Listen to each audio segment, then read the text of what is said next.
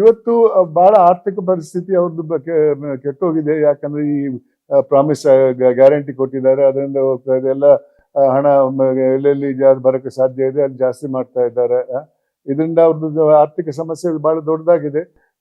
ಅದೇ ಇವಾಗ ರಿಪೇರ್ ಮಾಡಕ್ಕೆ ಮತ್ತೆ ಮಿಕ್ಕಿದ್ದನ್ನೆಲ್ಲ ಸರಿಪಡಿಸಕ್ಕೆ ಅವ್ರ ಹತ್ರ ಹಣ ಇಲ್ಲ.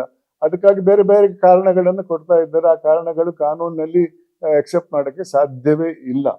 ಇದು ಆ ಹಿನ್ನೆಲೆಯಲ್ಲಿ ಇತ್ತೀಚೆಗೆ ಕಾಂಟ್ರಾಕ್ಟರ್ಸ್ ಅಸೋಸಿಯೇಷನ್ ಅವ್ರು ಮಾಡಿದ ಆರೋಪ, ಅವ್ರಿಗೆ ಬಿಜೆಪಿ ವಿರುದ್ಧನೂ ಮಾಡಿದ್ರು 40% ಸರ್ಕಾರ ಅಂತ. ಇದು ಇವತ್ತು ಜಾಸ್ತಿ ಇದೆ ಅಂತ ಹೇಳ್ತಾ ಇದ್ದಾರೆ.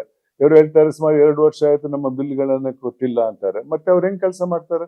ಕೆಲಸ ಮಾಡುವಾಗ ಅದರ ಸ್ಟ್ಯಾಂಡರ್ಡ್ ಅನ್ನು ನೋಡುವಂತ ಎಕ್ಸ್ಪರ್ಟ್ಸ್ ಇವ್ರ ಹತ್ರ ಇಲ್ವಾ? ಅವ್ರು ಅಪ್ರೂವ್ ಮಾಡ್ಬೇಕೋ ಬೇಡವೋ ಕೆಲಸ ಸರಿಯಾಗಿದೆ ಅಂತ. ಇದನ್ನೆಲ್ಲ ಬೇರೆ ಬೇರೆ ಕಾರಣಕ್ಕಾಗಿ ಮುಚ್ಚಿ ಹಾಕಿದ್ದಾರೆ. ಅವತ್ತು ಆ ಪಕ್ಷ ಇರ್ಬೋದು, ಈ ಪಕ್ಷ ಇರ್ಬೋದು, ಮುಚ್ಚಿ ಹಾಕಿದ್ದಾರೆ.